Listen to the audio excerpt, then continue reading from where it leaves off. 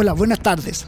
Estamos aquí en un nuevo programa de Con Diálogo es Distinto, a través de Radio Agricultura y también en YouTube, en Agricultura TV. Hoy hablaremos de uno de los temas más importantes para nuestros niños y para sacar Chile adelante, aunque lamentablemente muchas veces no se le da la urgencia que esto requiere. Vamos a hablar de la educación. ¿Cómo podemos emparejar la cancha? ¿Qué pasó con el PAES y esta desigualdad entre el mundo privado y el mundo público? ¿Qué ha pasado con los liceos emblemáticos como método de meritocracia y de poder emparejar la cancha también? ¿Qué pasa con el financiamiento? ¿Qué se está evaluando? ¿Qué no? La carrera docente, los profesores, ¿dónde están los problemas en las aulas? Entre otras cosas. Y para eso me acompañan 4 grandes invitados. Emilia Schneider, diputada y presidente de la Comisión de Educación de la Cámara. Bienvenida, Emilia. Un gusto, Pablo, muchas gracias. Un gusto estar acá con todo este distinguido panel. Ingrid Olea, directora ejecutiva de la Educación 2020. Muchas gracias. Un gusto también. Mario Aguilar, a quien nos conocemos hace muchos años. Así es, Paulo. Presidente del Colegio de Profesores de Chile. Bienvenido. Colegio de Profesoras y Profesores. Toda la razón. Me corrijo, profesoras y profesores. Sí, un gusto estar acá. Gracias por la invitación, Paulo. Muy bien.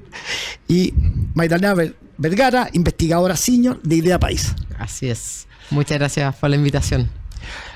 Aquí estamos justamente hablando de un tema que tanto preocupa y que a veces hemos dejado de lado, ¿no? Y por eso, primero que nada, Con Diálogo Distinto es un programa eminentemente humano, respetuoso, desde las legítimas diferencias, en donde buscamos propuestas que hay en común, entendiendo que tenemos muchas veces miradas distintas, pero por eso hay que dialogar.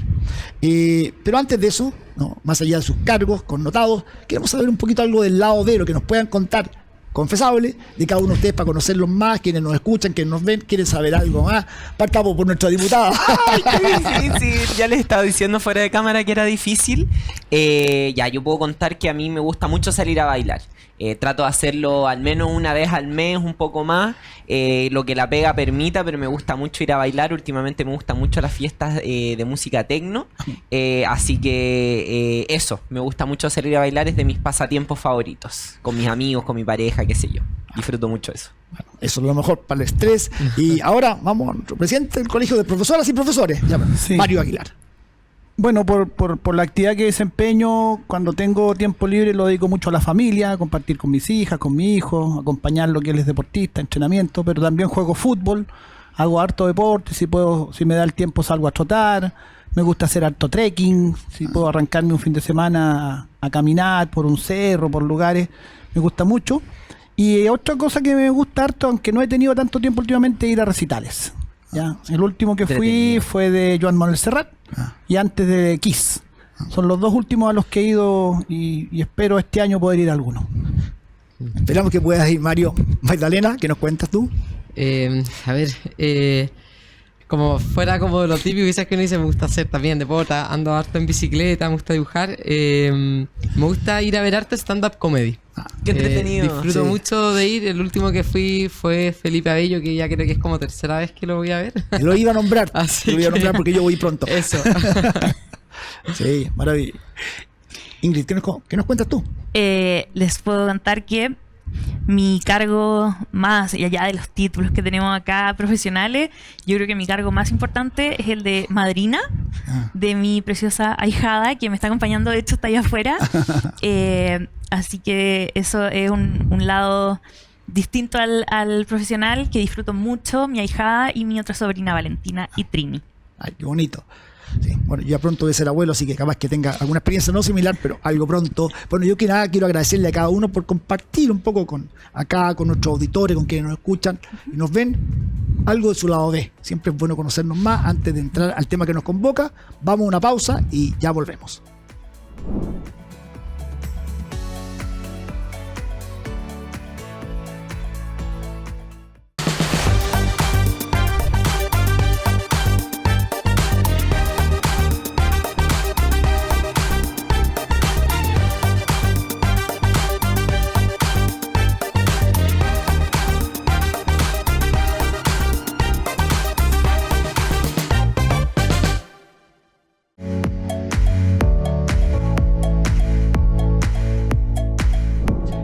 Estamos de vuelta aquí en nuestro programa Con Diálogo Distinto, hablando de un tema que para todos muy importante para el futuro de nuestro país, la educación. Pero antes saludar a uno de nuestros auspiciadores, me refiero a AFP Capital, que hay un servicio para cada etapa de su vida, porque nuestro compromiso es acompañarte en tu presente y tu futuro. Y justamente por eso, para hablar de compromisos, para hablar de soluciones, nos acompañan en nuestro estudio Emilia Schneider, diputada y presidenta de la Comisión de Educación de la Cámara, Magdalena Vergara, investigadora senior de Idea País, Mario Aguilar, presidente del Colegio de Profesoras y Profesores, y Ingrid Olea, directora ejecutiva de la Fundación Educación 2020. Y bueno, en un contexto rápido, como todos sabemos, y por eso nos preocupa la educación, entre otras cosas, un tema que lleva mucho tiempo. Acabamos de saber hace poco tiempo atrás los resultados del PAES, que mostraron una creciente inequidad entre los establecimientos públicos y privados. De hecho, los liceos emblemáticos han sido históricamente semilleros de líderes nacionales, y este año, o sea, el año pasado, ninguno de ellos estuvo o se ubicó entre los 100 mejores del país. Es algo que puedo hablar porque me tocó dirigir los liceos emblemáticos y es un tema preocupante, pero también decir que más de 600 estudiantes con un NEM entre 900 y 1000 puntos obtuvieron menos de 500 puntos en la PAES. Lo que abre un cuestionamiento, yo no digo que sea así o no, pero abre un cuestionamiento sobre si hay o no una inflación de nota por parte de algunos establecimientos educacionales, tema que creo que también es importante. Una encuesta Ipsos, publicada en septiembre del 2024, reveló que el 49% de los chilenos considera mala la educación del sistema educativo, pero señala como principales causas la desigualdad en la educación, aulas con exceso de estudiantes y la falta de financiamiento público, y también temas como el bullying y otros que son quizás temas que vamos a conversar. En el proceso de admisión 2025, la selección en carrera de pedagogía cayó un 1,5%. Que es preocupante porque en 2020 el Educar estimó un déficit de 26.000 docentes para el 2025 y que esto podría aumentar a 33.000 docentes de déficit en el 2030. También, por otra parte, se ha creado, Mario lo conoce muy bien, una carrera docente, etcétera, buscando tener mejores puntajes, pero sin embargo se observa lamentablemente que los mejores alumnos no postulan a pedagogía. ¿Qué pasa ahí? Es un tema crucial. Los profesores son la clave, ¿no es cierto?, de una buena educación. Y también, como todos saben, la semana del 20 de enero, el proyecto de ley para saldar la deuda histórica de los profesores, tema por todos conocido, fue aprobado por unanimidad en la Comisión de Hacienda del Senado, pasando a discusión general en estos días. Se aprobó en sala también. También se aprobó en sala. Ya es ley. Ya está listo. Por eso vino aquí Mario. Ya, ahora entendemos. Tema que uno conocía. Bueno, frente a esto, desde su perspectiva, muy corto porque queremos entrar a las propuestas, pero ¿cuáles son las principales causas de esta inequidad? O sea, hablemos de calidad de la educación. Así que, Magdalena. Bien, o sea, a ver, aquí hay harto dato, pero quizás si uno lo quisiera como resumir en algunos puntos, y para eso la PAES nos muestra algo. El dato más relevante de la PAES quizás es que a pesar de los cambios que han habido en la prueba de admisión a la educación superior, las brechas siguen intactas. Y eso algo nos dicen. Y la primera respuesta a mi juicio es que por supuesto que una prueba no va a lograr dar solución a los problemas que se están viviendo a nivel parvulario y a nivel escolar. Los problemas de nivel parvulario y escolar se resuelven efectivamente en esas instancias y se resuelven con aprendizaje. Si nosotros no ponemos el foco en los aprendizajes, difícilmente vamos a tener resultados distintos a los que hemos tenido hasta ahora. Y creo que llevamos más o menos 10 años estancados, si uno puede decir como en términos de resultados de aprendizaje.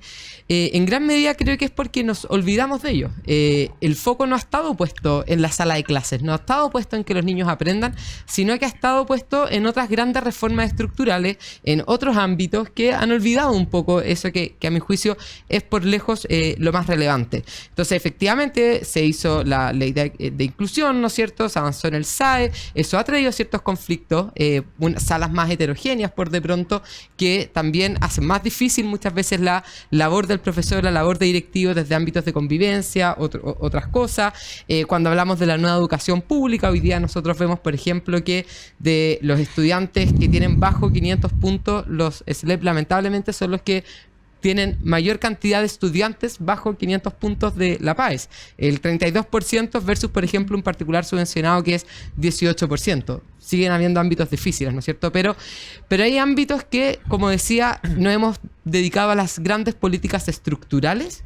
Obviamente eso no quiere decir que no habían problemáticas ahí, pero en esas grandes políticas estructurales olvidamos los aprendizajes. Y eso es lo que a mí me parece preocupante, y eso uno lo ve en distintos ámbitos. Incluso lo podemos ver respecto de cuál es el foco del actual ministerio, ¿no es cierto? Mientras la reactivación educativa, por ejemplo, está enfrentando desafíos gigantescos, acaba de aparecer un informe de Contraloría que habla de la subejecución presupuestaria, que habla de la falta de cobertura, etcétera. Nosotros vemos que el foco está puesto, por ejemplo, en sacar adelante el FES, el nuevo CAE, ¿no es cierto?, el reemplazo, en otros ámbitos, en seguir aumentando el presupuesto en educación superior, y no así en parvularia, que lamentablemente se sigue disminuyendo.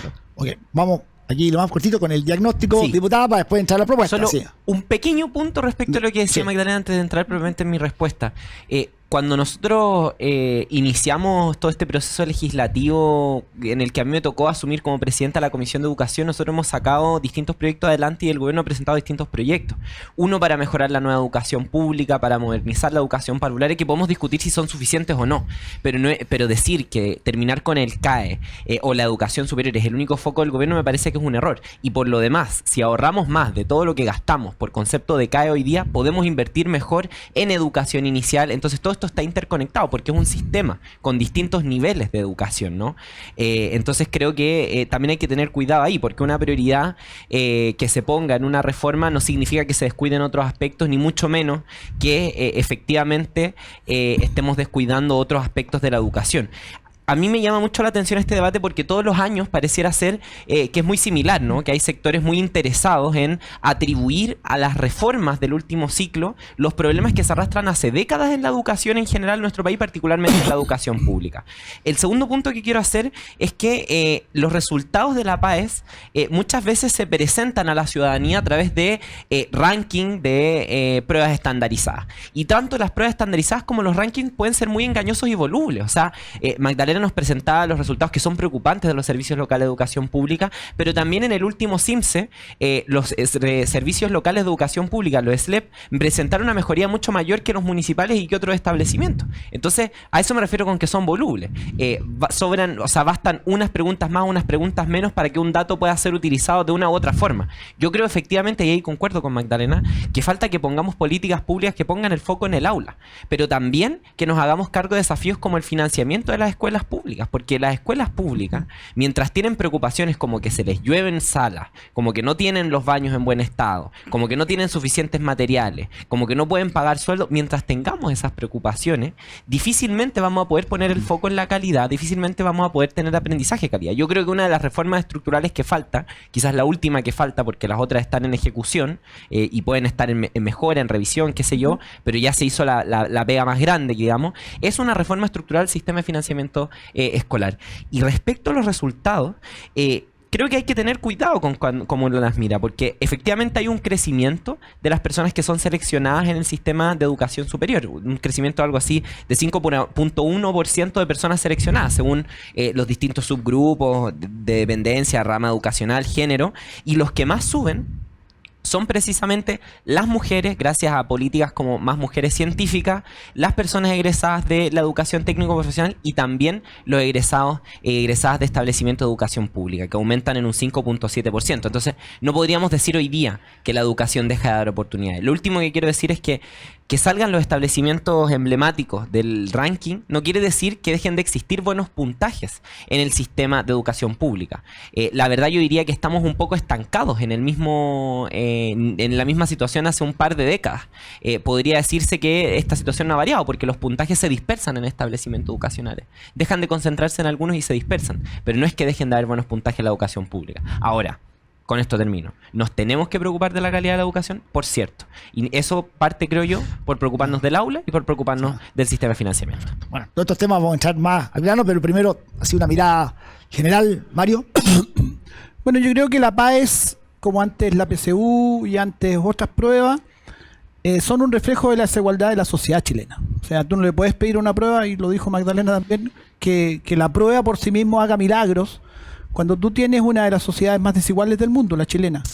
Eso está reflejado en la educación, y el gran fracaso de nuestro sistema educacional es que no es capaz de compensar esas desigualdades sociales de base, y la educación más bien reproduce y mantiene esas desigualdades de base. Y nuestro sistema educacional también es muy desigual. O sea, ¿con cuántos recursos per cápita se educa un niño de la educación pública versus un niño de la educación privada? Y son siderales diferencias, siderales. Entonces, después cuando se hace la comparación y se dice, miren los resultados de la educación privada, cómo son de superiores a la educación pública. Bueno, es el reflejo, primero, de esa desigualdad social de base, pero también de la incapacidad del sistema de compensar esa desigualdad. Eso está reflejado ahí. Ahora bien, estoy de acuerdo también en el concepto, ya que estamos hablando de diálogo, de que hay que poner el foco en los aprendizajes, que tenemos que empezar a preocuparnos de lo que pasa en la sala de clase, del currículum, y no solo de lo estructural, pero también hay que ver qué concepto tenemos de aprendizaje, porque si vamos a entender por aprendizajes y vamos a decir que los aprendizajes sean más o menos únicamente por sesgadas pruebas estandarizadas, que es lo que ha tenido nuestro país por décadas, es una concepción bastante pobre de lo que es aprendizaje. También es aprendizaje aprender a convivir, también es aprendizaje aprender a manejar las emociones, también es aprendizaje aprender a no discriminar, también es aprendizaje aprender a la no violencia en la forma de convivencia entre las personas. Todo eso son aprendizajes, también es aprendizaje el autocuidado y la salud física. Todo eso no está medido en el sistema. Entonces, nosotros tenemos un sistema excesivamente estandarizado, y esto hay estudios comparados con otros países en donde Chile es probablemente el país más estandarizado en educación y con más altas consecuencias de esas mediciones, que finalmente terminan dañando la educación. Hay harto estudio. Recientemente fui a presentar un libro que se hizo ese estudio comparado con expertos de varios países, y Chile e Inglaterra aparecen como países con serios problemas a partir de un sistema excesivamente estandarizado. Entonces también, si queremos poner el foco en el aula y en lo que pasa con los aprendizajes, tenemos que entrar a debatir este sesgado y muy pobre concepto de aprendizaje que hemos tenido en Chile por décadas. Y cambiar el enfoque del concepto de calidad. Así es, absolutamente. Estoy de acuerdo. Ingrid, en tu diagnóstico un poco, si quieres tomar esta idea del enfoque del concepto de calidad y aprendizaje. Sí, bueno, yo creo que acá hay muchos diagnósticos compartidos respecto a lo que, como a la mirada que tenemos pese a las posiciones quizás distintas.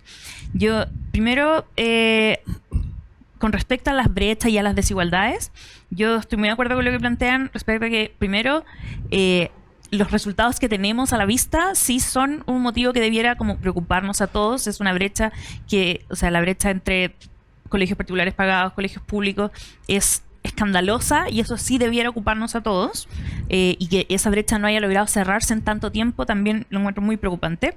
Y segundo, también desde lo que nosotros vemos en el trabajo que hacemos en los colegios, en las comunidades, desde Educación 2020, nosotros también en esta idea de vivimos en una sociedad desigual y eso genera que el sistema educativo sea desigual.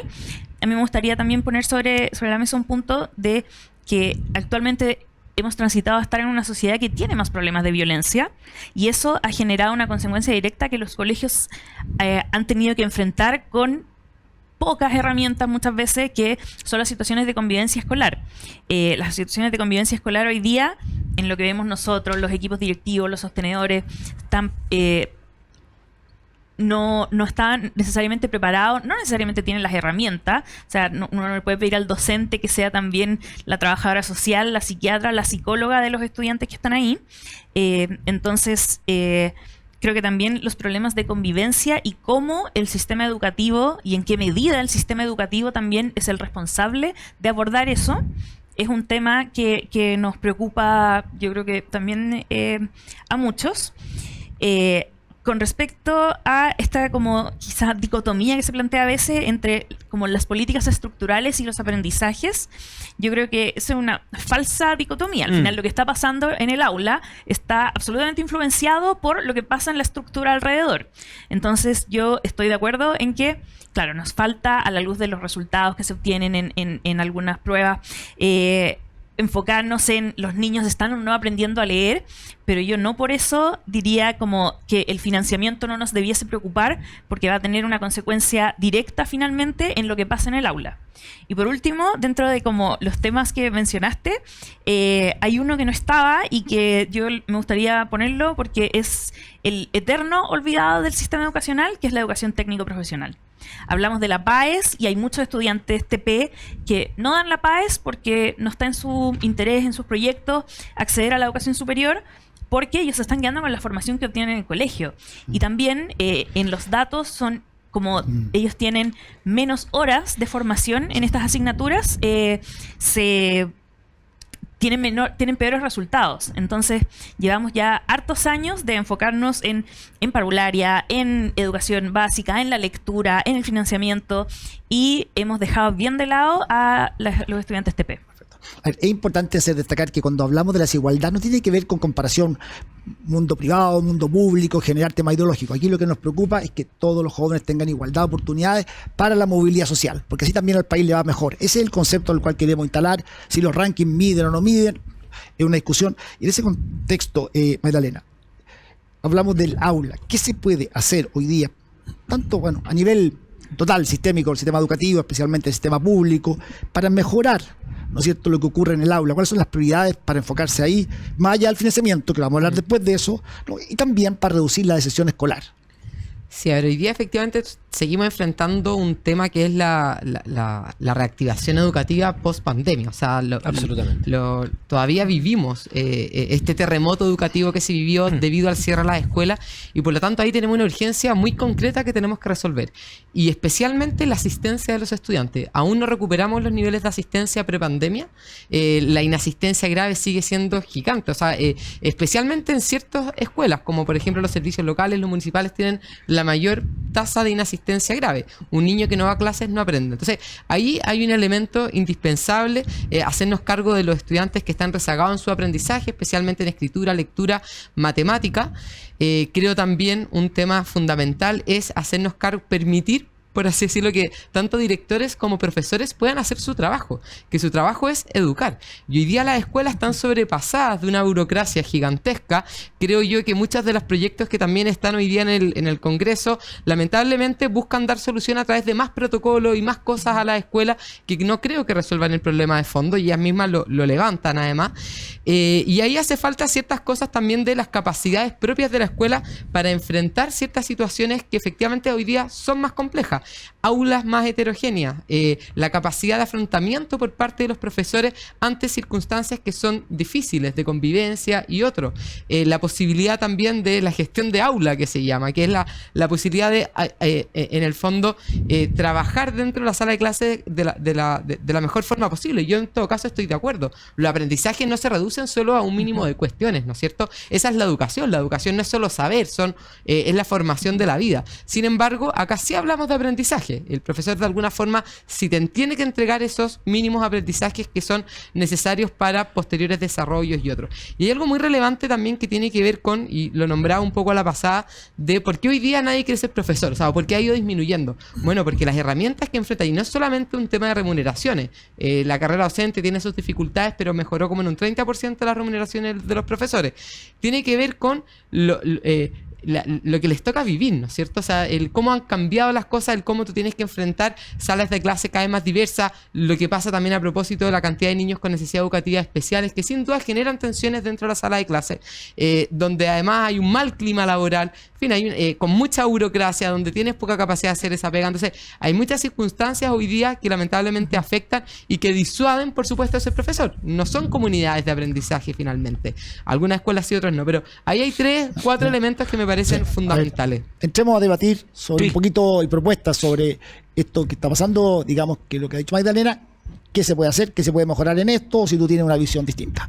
Emilia. Sí, primero un punto respecto a la reactivación educativa. Yo estoy muy de acuerdo que ese es de los grandes desafíos que vamos a tener en la próxima década incluso. Es un desafío que tiene que convertirse en una política de Estado. Pero, por ejemplo, si uno mira los datos de los servicios locales de educación pública, han tenido una mejor recuperación de la asistencia que los municipales. Y eso es importante destacar. Algo se está haciendo mejor en esos establecimientos públicos que en los municipales, y por eso yo creo que es súper importante que sigamos con el proceso de desmunicipalización. Eso es algo que primero quería decir. Estoy muy de acuerdo también con lo que decía Ingrid respecto a que la violencia también es la violencia, el bullying, la discriminación son también aspectos que afectan en la calidad educativa. Por eso este año también sacamos el proyecto de convivencia educativa de la Cámara de Diputados y Diputadas. Ahora se encuentra en el Senado. Espero que pronto se pueda aprobar para tener una herramienta para apoyar mejor a las escuelas. Yo ahí discrepo con Magdalena de que esto sea más burocracia necesariamente, porque hemos recibido a los gremios de la educación, a comunidades educativas de la Comisión de Educación, y muchas veces,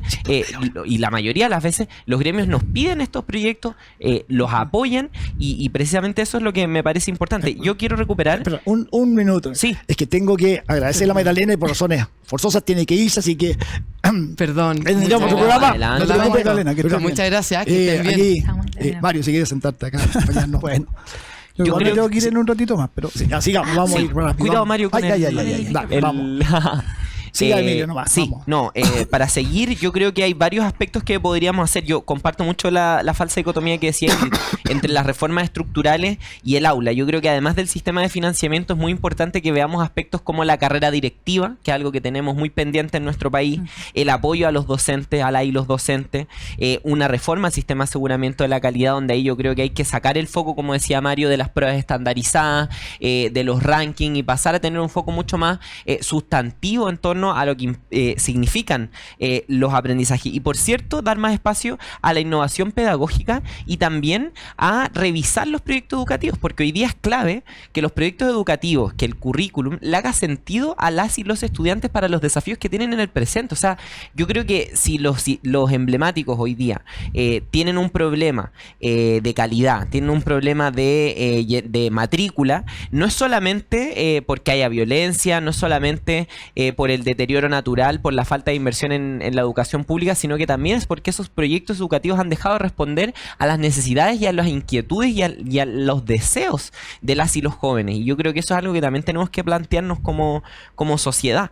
De todas maneras, yo creo que ahí, y lo último que quería decir, me parece que es muy importante lo que decía Magdalena respecto a los desafíos que plantea la ley de inclusión, porque precisamente eso se vincula con el sistema de financiamiento. Nuevos estudiantes con nuevas necesidades y nuevas realidades te involucran más financiamiento. Hay un ejemplo muy concreto, o sea, estudiantes en situación de discapacidad. Y una necesita tener una infraestructura profesional técnico para abordarlo, y muchas veces los establecimientos educacionales no lo tienen.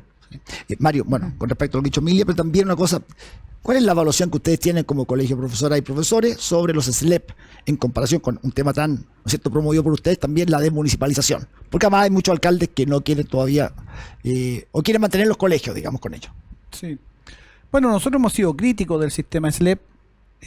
Fuimos críticos cuando se estaba como proyecto de ley tramitando, y anticipamos varios de los problemas que tiene hoy.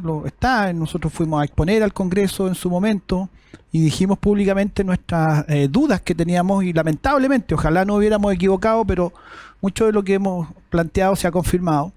Y básicamente tiene que ver con que hay un problema de financiamiento. Ciertamente el tipo de financiamiento de la educación pública no puede seguir siendo voucher por asistencia media. Nosotros creemos que eso no aplica bien para la educación pública.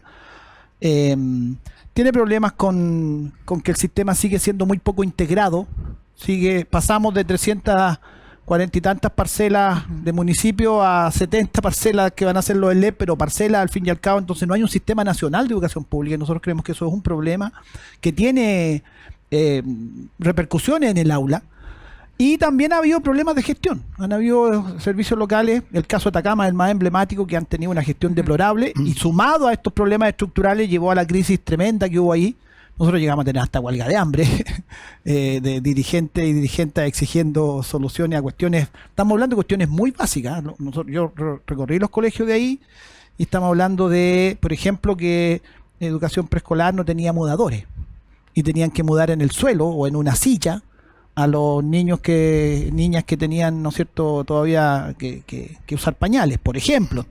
Baños absolutamente insalubres, salas que estaban pero cayéndose a pedazos, falta de material pedagógico básico. Tú tienes todavía tienes SLEP, no el de Atacama, pero otros donde en la sala de clase hay una temperatura cercana a 0 grados en invierno. ¿Y qué proponen ustedes? Nosotros proponemos que hay que cambiar el sistema de financiamiento. Nosotros creemos que esa cuestión es decisivo, cambiar el sistema de financiamiento, aunque Magdalena no le va a gustar porque es una reforma estructural, pero eso tiene repercusión en el aula y yo coincido con lo señalado de que no hay es falsa esa dicotomía.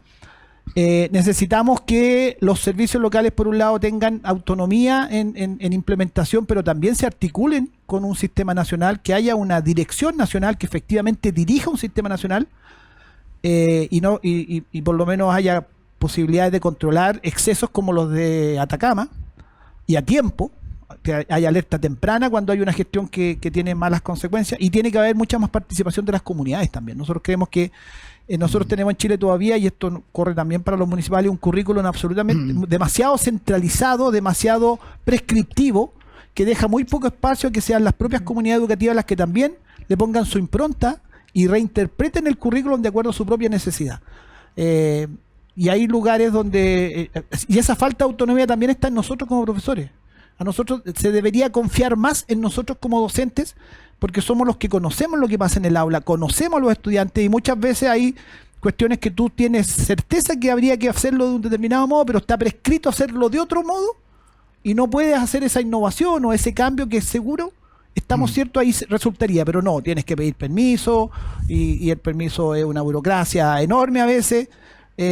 Hay varias cosas que se podrían hacer. Ingrid, un tema, tú hablaste de los liceos técnicos profesionales, estamos hablando también de la educación superior, pero hoy día sabemos que se invierte mucho en la educación superior, entendiendo lo que tú acabas de decir, pero tenemos un déficit de calidad y de cobertura en la educación, ¿no es cierto?, preescolar y escolar. ¿Qué crees tú que se debe hacer ahí? ¿Cuál es el foco? Sí, yo creo que hemos hablado como muy de acuerdo en que poner este foco en los aprendizajes significa permitir que en el aula, en el núcleo pedagógico, el docente, el estudiante, los aprendizajes puedan ocurrir esos procesos, y eso significa también cuidar que estén las condiciones para aquello. Y yo creo que en eso se ha generado atendiendo a todas las dificultades que rodean esta aula. Yo creo que hay una mirada de miremos hacia el aula y que el aula lo pueda resolver, siendo que en realidad en el sistema público, sobre todo, hay un Estado que tiene muchas otras herramientas para poder apoyar lo que pasa en esa aula desde las miradas que corresponden. Entonces ahí nosotros hemos planteado en diversas ocasiones la poca mirada intersectorial que hay en la implementación, por ejemplo, de la nueva educación pública, entendiendo que, claro, le pedimos que los docentes sean la psicóloga, la psiquiatra, la trabajadora social, pero la trabajadora, la asistente social están en el municipio, en el CESFAM, en la Dideco. Desde el año 2022 en Chile tenemos vigente la Ley de Garantías de la Niñez, que nos dota como país de una institucionalidad en la que cada comuna debiese tener una oficina local de la niñez, que es la protectora, digamos, que no ocurran vulneraciones de derecho. Entonces, hoy día nosotros vemos poca articulación entre lo que esta oficina y el servicio local o el establecimiento pueden hacer, siendo que estas dos instituciones, apoyándose una a otra, podrían en el fondo permitir que en el aula ocurran estos aprendizajes y ocurran estos procesos que son los que esperamos que ocurran. Estando totalmente de acuerdo, mi experiencia de alcalde fue la misma, pero ahí Emilio una pregunta. ¿Tú crees que cuando se aprueba el presupuesto de la Nación, de la cual tú eres diputada, ¿no es cierto?, y presidente de la comisión, debiera ponerse mayor énfasis en la educación escolar, preescolar y escolar, dado que de ahí nace? O sea, si un niño no llega preparado, de que saca con postular a la educación superior, o sea, ¿tú crees que hay un tema ahí o no lo ves así? Yo creo que en todos los niveles de la educación pública hay que poner un énfasis. Yo creo que eso es algo que ha faltado en general en décadas en nuestro país, que el Estado se decida a decir, bueno, estos son nuestros establecimientos y estos establecimientos tienen que estar en el centro. No porque estemos en contra de la educación privada, no porque hay que eliminarla, a eso no me refiero, sino que tenemos que asumir que la educación pública tiene un rol estratégico para el presente, el futuro, el desarrollo, el crecimiento de nuestro país, para la generación de conocimiento, y darle esa relevancia. Yo creo que ahí es donde entramos en el debate del sistema de financiamiento, porque no es solamente poner más lucas, porque como funcionamos con un sistema de subvenciones, sometemos a la escuela a una situación bien compleja, porque tenemos un costo fijo de la escuela sometido a un financiamiento variable. Y eso nos genera un problema. Además que es un sistema muy engorroso, muy complejo, muy difícil de entender, incluso para quienes estamos involucrados en esta situación. Entonces creo que necesitamos un sistema mucho más simple, menos burocrático, que se base mucho más en el financiamiento basal a los establecimientos públicos en todos sus niveles. Preescolar, educación inicial, escolar, superior, etcétera, etcétera. Creo que eso es muy importante porque cuando vemos los rankings nos encontramos con que, claro, hay en su mayoría colegios privados, pero eso es porque esos colegios no es que sean necesariamente mejores, es porque son colegios que cobran y cobran mejor y por lo tanto tienen estudiantes que pueden pagarlo, que tienen recursos, que llegan con un buen desayuno, que tienen otro capital cultural, que no tienen probablemente tantos problemas en su hogar, que no tienen que recorrer quizás tan largas distancias, entonces que son menos en cada aula. Entonces básicamente son establecimientos que debido a que cobran seleccionan mejor. Y eso no es calidad en la educación. Tenemos que darle oportunidades a todas las y los estudiantes porque el talento está distribuido, el talento, los conocimientos están distribuidos a lo largo de toda nuestra sociedad en los distintos sectores. Entonces, yo creo que eso es muy importante y creo, y me quiero detener en algo que decía Mario, Pablo, solamente para un detalle. Yo estoy muy de acuerdo con que los servicios locales de educación pública requieren mejora. Yo fui muy crítica de la reforma cuando me tocó ser dirigente estudiantil y lo mantengo. Creo que hay que seguir en esa senda porque el legado que nos deja la municipalización es muy nefasto, o sea, es corrupción, no todos los alcaldes, por cierto, pero es de corrupción con alcaldes que están inhabilitados de por vida a ser sostenedores, falta de inversión pública, falta de preocupación y de infraestructura para acompañar los aprendizajes por parte de las municipalidades, etcétera, etcétera, etcétera. Entonces yo creo que ahí es donde también tenemos que poner ojo en mejorar los SLEP, mejorar el sistema de financiamiento, y a mí me llama mucho la atención la discusión del sistema de financiamiento porque es de las grandes reformas que quedó pendiente del último ciclo, y eso es porque hay sectores políticos que se niegan a tocar el financiamiento de las escuelas, y eso yo creo que es muy importante que, a propósito del nombre de este programa, que lo dialoguemos, que nos acerquemos, porque a mí me toca en el Congreso ver cómo desde la derecha hay una negativa tremenda a tocar el sistema de financiamiento de la educación en general, y es el meollo del asunto, creo yo. Así es. Bueno, a ver, vamos a tocar todos los temas y los que no, haremos otro capítulo, me comprometo. Haremos otro no, capítulo. sí, daba mucho capítulo. Volvemos. Perdón. Tú querías decir algo y Sí. vamos a Mario. Sí, quería solo complementar con respecto a lo que decía la diputada, de que la educación pública requiere cierto énfasis en todos los niveles, y hay un nivel en el que a mí me gustaría como poner el punto, que son los municipios. Yo creo que ha hecho mucho daño que hablemos de desmunicipalización, que ha generado esta idea de como ya no es del municipio, Un muy buen problema punto, muy buen problema ahora del servicio local, siendo que, como te comentaba antes, con esta mirada intersectorial, los municipios son los que tienen los estadios, los teatros, la infraestructura municipal, Sí. que no puede dejar de estar al servicio Se de la puede educación, vincular, Sí. porque siguen siendo esas familias vecinas de las comunas. Sí, yo quiero destacar ese punto, porque los municipios pueden no dirigir la educación, pero está todo vinculado con la educación y tienen que aprovecharlo, una mayor gestión. Mario. Absolutamente, A ver, estoy muy de acuerdo con eso. Perdón, entendiendo que el tema de fondo, y comparto con usted, es mejorar la educación pública en general, más allá de la desigualdad de ingresos, ¿no es cierto? Capital social, capital cultural. Pero los liceos emblemáticos, me tocó dirigirlos, eran una instancia de movilidad social, más allá que uno podría decir que uno es que es segregadora, que no, pero una instancia. Ojalá todos fueran emblemáticos, ojalá todos fueran bicentenarios. ¿Qué crees tú que pasó ahí y cómo se pudiera mejorar? Porque lo importante es recuperar ese foco, al menos en la educación pública, para que todos suban, no que el otro se queden abajo. ¿Qué ves tú ahí?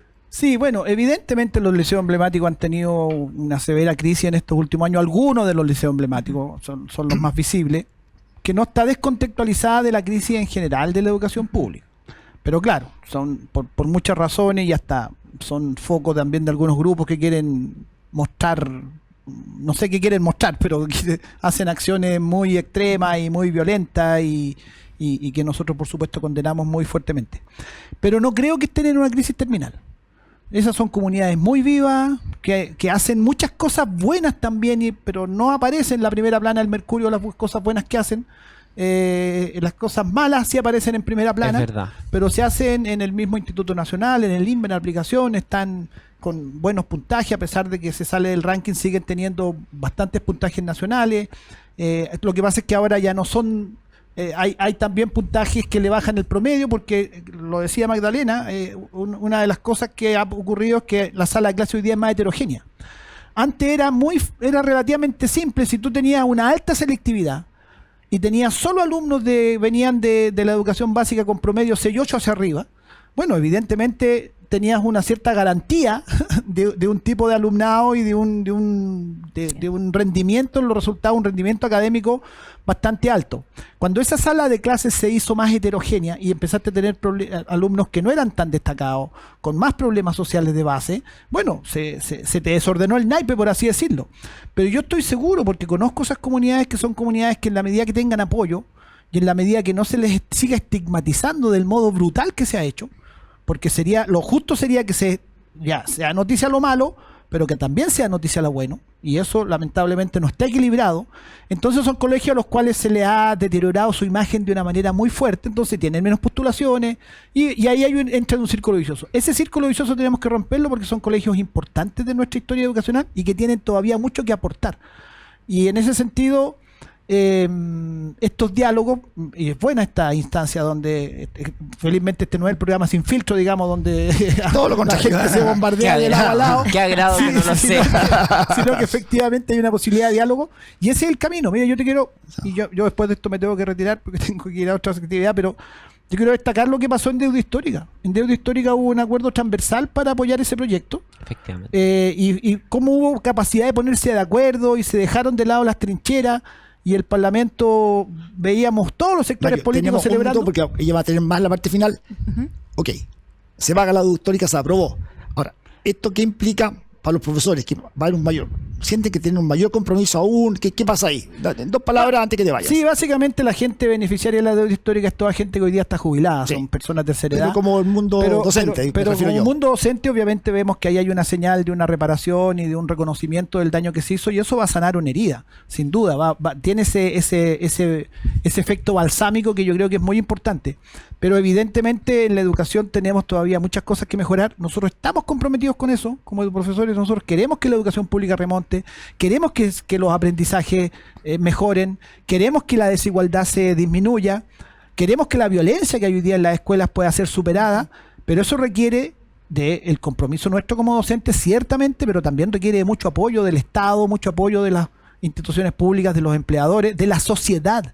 La sociedad tiene que apoyar a sus profesores y tiene que apoyar a sus comunidades educativas, porque si se nos empiezan a morir las escuelas, y si las escuelas empiezan a ser lugares donde ocurren cosas negativas y no positivas como lo más destacado, estamos entrando en una crisis ya muy fuerte como sociedad. Atendamos lo que pasa en las escuelas, porque lo que pasa en las escuelas es lo que va a pasar después en la sociedad.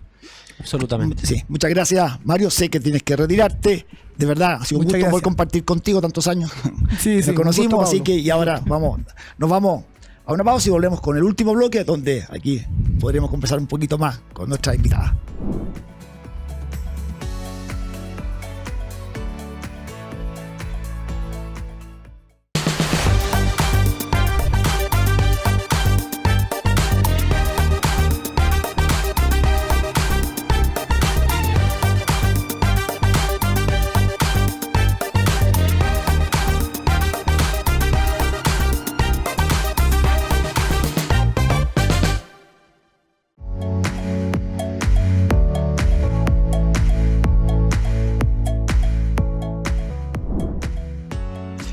Estamos de vuelta en nuestro último bloque Con Diálogos Distintos, hablando de educación, un tema tan trascendental para el futuro de nuestros jóvenes y para equiparar la cancha, ¿no? Y así producir que no solamente a través de la meritocracia puedan tener una sociedad más justa, ¿no? Y con mayores oportunidades.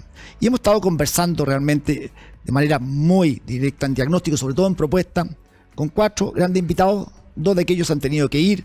Me refiero a Mario Aguilar, presidente del Colegio de Profesoras y Profesores, y Magdalena Vergara, investigadora senior de Idea País, que nos pudieron acompañar hasta el reciente bloque. Y ahora en este bloque final nos acompaña la diputada Emilia Schneider, presidenta de la Comisión de Educación, Ingrid Olea, directora ejecutiva de la Educación 2020. Y por eso, como es un minuto final para cada una, ahora van a tener más 2 minutos cercanos. Salimos premiadas. ¿Qué hacemos para salir adelante, Ingrid? Ya.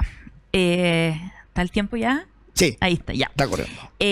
Bueno, así como algunos proyectos de ley en educación han pasado muy rápido toda su tramitación, hay un proyecto de ley que soluciona muchos de los problemas que hoy día los servicios locales enfrentan, que tiene el potencial de solucionar los problemas en gestión de las compras, por ejemplo, en lo que se puede hacer, trabajar con los gobiernos regionales, y ese proyecto entró el 3 de abril al Congreso y la discusión ha sido muy lenta. Nosotros creemos 2024. Del 2024, sí. Entonces creemos que desde ese proyecto de ley hay mucho acuerdo transversal de cosas que no quedaron perfectas en la ley, evidentemente, y se pueden ajustar y se deben ajustar para que las comunidades educativas puedan efectivamente hacer uso de esas modificaciones para entregar una mejor calidad.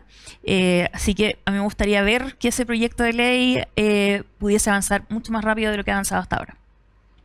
Dejamos 2 minutos ahí. ¿Sí? Perfecto. Sí. Diputada, presidenta de la Sí. Comisión de la Cámara. Yo creo que tal como se dijo en el debate, necesitamos cuidar que en los establecimientos educacionales, en la escuela, en todos los niveles, en la educación inicial, escolar, superior, estén las condiciones habilitantes para el aprendizaje. Estén todas las condiciones materiales para que las y los estudiantes puedan aprender, para que las y los trabajadores de la educación puedan desempeñar su trabajo y para que las comunidades puedan solventar sus necesidades. Y para eso necesitamos una reforma profunda al sistema de financiamiento de la educación en general y sobre todo la educación pública en todos sus niveles. En educación inicial necesitamos terminar con las diferencias que hay entre los sistemas, entre BTF, entre Junji, entre Integra. Necesitamos terminar con una cuestión que es una barbaridad, que hay un valor distinto para los párvulos en todo el sistema. O sea, las guaguas, los infantes cuestan distinto dependiendo de dónde estudian, en qué establecimiento educacional se encuentran. Eso es tremendo. Necesitamos terminar con el sistema de subvenciones que somete a las escuelas a un sistema de financiamiento muy complejo, engorroso e incierto, y necesitamos terminar con las deudas educativas en educación superior para aliviar los bolsillos de las familias chilenas y para aliviar también al fisco y para precisamente ahorrar, porque nosotros año a año aprobamos en el presupuesto muchísimos recursos por el CAE que van a parar a los bancos. Eso lo podríamos gastar en educación inicial, en educación escolar, en innovación y desarrollo. Entonces creo que por ahí va la cosa. Bueno, antes que nada, muchas gracias a ustedes y también a quienes estaban antes con nosotros por participar de una forma valiente, pero sobre todo respetuosa, respetando la legítima diferencia, y también a quienes nos escuchan por la Radio Agricultura y quienes nos ven a través de las otras plataformas, y decirle que también puede ver nuestro programa a través de otras redes sociales, como por ejemplo @con diálogos distintos, en Instagram, en Facebook y ahora en Spotify y en Apple Podcast, entre otras cosas. Y como siempre, lo esperamos el próximo domingo con un muy buen y gran programa de Con Diálogo es Distinto a las 12 horas. Muchas gracias.